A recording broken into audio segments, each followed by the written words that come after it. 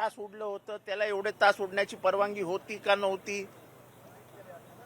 DGCA काही cover करायला बघतंय का? डीजीसीएचे अधिकारी कोणाच्या दबावाखाली आहेत?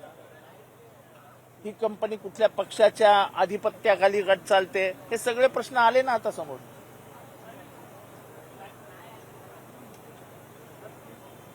पण सर, या सगळ्या संदर्भात अजून देखील प्राथमिक चौकशी अहवाल जो आहे तो समोर येत नाहीये, त्यामुळे प्रश्नचिन्ह निर्माण होतं. जेवढा चौकशीला उशीर करतील, जेवढा चौकशी लांबवतील, जेवढ्या या खोट्या नाट्या गोष्टी सांगतील की ब्लॅक बॉक्स जळून गेला, तेवढ्या संशयाला वाव मिळण्याला जागा निर्माण होत आहेत. काल मुख्यमंत्री असं म्हटले की अनेक जण शंका उपस्थित जरी करत असले तर तुमच्याकडे काही ठोस पुरावे किंवा काही असतील असं आहे की ब्लॅक बॉक्स जळून गेला ही माझी सर्वात मोठी शंका आहे.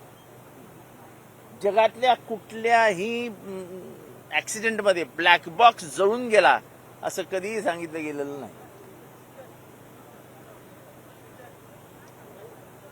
त्याच्यामुळे शंकेला जर चौकशीच्या माध्यमातूनच वाव मिळणार असेल तर शंका उपस्थित होणारच.